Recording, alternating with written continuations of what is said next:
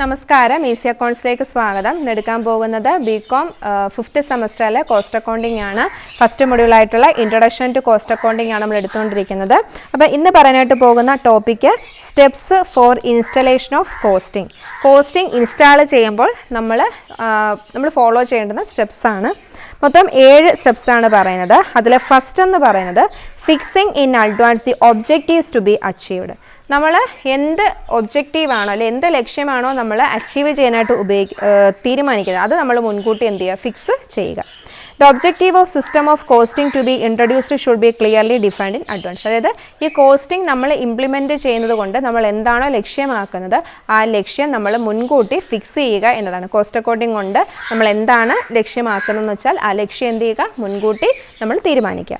രണ്ടാമതായിട്ട് പറയുന്നത് study in the existing organisation and routine. The nature of the business and the operation of the process carried on, extent of responsibility and authority attached to the various functionaries, the methods of dealing with the wastage of material, the system of time recording, etc. are to be decided in advance. അതുപോലെ തന്നെ നമ്മുടെ ഓർഗനൈസേഷൻ്റെ existing ആയിട്ടുള്ള ഇപ്പം നിലനിൽക്കുന്ന routine എന്താണ് അതിനെപ്പറ്റി നമ്മൾ study നടത്തുക. അതായത് നമ്മുടെ ബിസിനസ്സിൻ്റെ നേച്ചർ അനുസരിച്ച് ബിസിനസ് എന്ത് ഓപ്പറേഷനാണ് നടക്കുന്നതെന്നും അടുത്ത റെസ്പോൺസിബിലിറ്റി, അതോറിറ്റി, ഓരോ ഫംഗ്ഷനുമായി ബന്ധപ്പെട്ടുള്ള റെസ്പോൺസിബിലിറ്റി എന്താണ്, അതോറിറ്റീസ് എന്താണെന്ന് നോക്കുക. അതുപോലെ തന്നെ മെറ്റീരിയൽസ് വേസ്റ്റ് ചെയ്യുമ്പോൾ അത് അവരെങ്ങനെ ഡീൽ ചെയ്യുന്നു എന്നുള്ള കാര്യങ്ങൾ നോക്കുക. ടൈം റെക്കോർഡിംഗ് തുടങ്ങിയ കാര്യങ്ങളെല്ലാം നമ്മൾ എന്ത് ചെയ്യുക, ഇപ്പം നിലനിൽക്കാൻ നോക്കിയിട്ട് നമ്മൾ എന്ത് ചെയ്യുക, എന്ത് വേണമെന്ന് മുൻകൂട്ടി ഡിസൈഡ് ചെയ്യുക.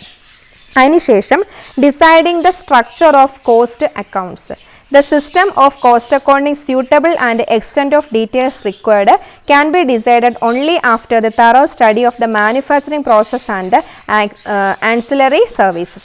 നമ്മുടെ ബിസിനസ്സിൽ നടക്കുന്ന മാനുഫാക്ചറിങ് പ്രോസസ്സും അതുമായി ബന്ധപ്പെട്ടിട്ടുള്ള സർവീസസുകളെ പറ്റി നന്നായിട്ട് സ്റ്റഡി നടത്തിയതിന് ശേഷം നമ്മൾ എന്ത് ചെയ്യുക, നമ്മളുടെ ബിസിനസ്സിൽ എന്ത് കോസ്റ്റ് അക്കൗണ്ടിങ് ആണ് നമ്മൾക്ക് സ്യൂട്ടബിൾ എന്നുള്ള കാര്യങ്ങൾ നമ്മൾ തീരുമാനിക്കുക. അതിനുശേഷം determining the cost rate. For determining the cost rate, a thorough study of the factory condition is required and decisions are to be made about the classification of cost into direct and indirect and grouping of indirect cost into production, selling, administration. അതായത് നമ്മൾ cost rate തീരുമാനിക്കുന്നതിന് മുന്നേ നമ്മുടെ ഫാക്ടറിയുടെ condition study നടത്തുക. അതുപോലെ തന്നെ എന്നിട്ട് നമ്മൾ എന്ത് ചെയ്യുക, കോസ്റ്റിനെ ഫാക്ടറിയുടെ കണ്ടീഷൻ നോക്കിയിട്ട് കോസ്റ്റുകളെ നമ്മൾ എന്ത് തരം തിരിക്കുക. അതായത് ഡയറക്റ്റ്, ഇൻഡയറക്റ്റ് എന്നും ഈ ഇൻഡയറക്റ്ററിനെ തന്നെ പിന്നെ പ്രൊഡക്ഷൻ, സെല്ലിങ്, ഡിസ്ട്രിബ്യൂഷൻ, അഡ്മിനിസ്ട്രേഷൻ എന്നിങ്ങനെ തരം തിരിക്കുക. അതിനുശേഷം മാത്രം കോസ്റ്റ് റേറ്റ് തീരുമാനിക്കുക. പിന്നെ അതിനുശേഷം introducing the system. In order to function the cost accounting system effectively cooperation of all the official should be obtained. നമ്മുടെ കോസ്റ്റ് അക്കൗണ്ടിങ് എഫക്റ്റീവ് ആവണമെങ്കിൽ എല്ലാവരുടെയും എന്തുണ്ടായിരിക്കണം, എല്ലാ ബിസിനസ്സിലുള്ള എല്ലാ ഓഫീസേഴ്സും എക്സിക്യൂട്ടീവ്സിൻ്റെയൊക്കെ സഹകരണം ഉണ്ടായിരിക്കണം. Before the system is put into effect the implementation of the system should be explain to all about its benefit. നമ്മൾ ഈ ഒരു സിസ്റ്റം ഇംപ്ലിമെൻറ്റ് ചെയ്യുന്നതിന് മുന്നേ ഈ സിസ്റ്റം എന്താണെന്ന് എല്ലാവർക്കും എക്സ്പ്ലെയിൻ ചെയ്ത് കൊടുക്കുക, അതിൻ്റെ ബെനിഫിറ്റ് എന്താണ് എന്നുള്ളത് എക്സ്പ്ലെയിൻ ചെയ്ത് കൊടുക്കുക. അതിനുശേഷം organising the cost office. It is advisable to locate the cost office near the factory so that delay in routine out documents or in clearing up discrepancies and doubt are avoided. The costing staff must be allowed to have access to the factory if they are to perform the duties properly.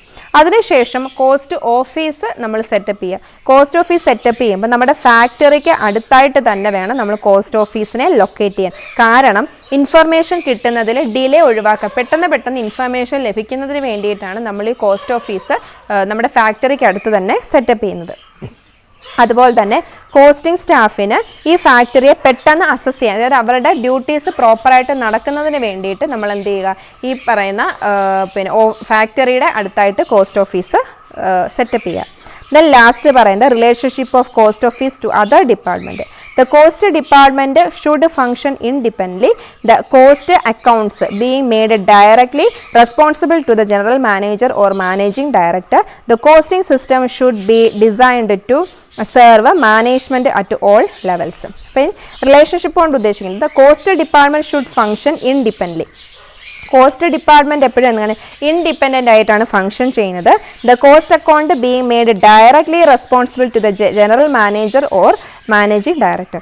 Cost accountant നേരിട്ട് ഈ പറഞ്ഞ general manager അല്ലെങ്കിൽ managing ഡയറക്ടറുമായിട്ട് നേരിട്ടായിരിക്കും അവർ direct ആയിട്ടായിരിക്കും എന്ത് ചെയ്യുന്നത് അവർക്ക് റെസ്പോൺസിബിലിറ്റി.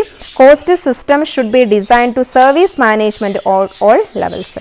കോസ്റ്റ് സിസ്റ്റം എങ്ങനെ ആയിരിക്കണം? ഒരു സർവീസ് അല്ല, എല്ലാ ലെവൽസിലെയും മാനേജ്മെൻ്റ് ആയിട്ട് ആക്ട് ചെയ്യുക. അപ്പോൾ ഇതാണ് കോസ്റ്റിങ്ങിൻ്റെ ഇൻസ്റ്റലേഷൻ സ്റ്റെപ്പ്.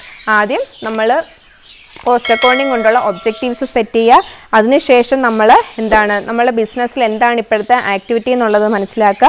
അതിനുശേഷം സ്ട്രക്ചർ തീരുമാനിക്കുക. അതിനുശേഷം കോസ്റ്റ് റേറ്റ് തീരുമാനിക്കുക. സിസ്റ്റം ഇൻട്രൊഡ്യൂസ് ചെയ്യുമ്പോൾ ഈ സിസ്റ്റം കൊണ്ടുള്ള ബെനിഫിറ്റ് എല്ലാവരെയും അറിയിക്കുക. അതിനുശേഷം കോസ്റ്റ് ഓഫീസ്, ഫാക്ടറിക്ക് അടുത്തായിട്ട് കോസ്റ്റ് ഓഫീസ് സെറ്റപ്പ് ചെയ്യുക. അതിനുശേഷം നമ്മൾ എന്ത് ചെയ്യുക, ഈ കോസ്റ്റ് ഡിപ്പാർട്ട്മെൻറ്റും മാനേജിംഗ് ഡയറക്ടറുമായിട്ട് എന്ത് ചെയ്യുക, നേരിട്ട് ഇവർ കാര്യങ്ങൾ അവതരിപ്പിക്കുക. ഇത്രയും കാര്യങ്ങളാണ് സ്റ്റെപ്സ് എന്ന് പറയുന്നത്. അപ്പോൾ ഇനി ബാക്കി ടോപ്പിക്കുകളുമായിട്ട് നമുക്ക് മറ്റു വീഡിയോയിലൂടെ കാണാം.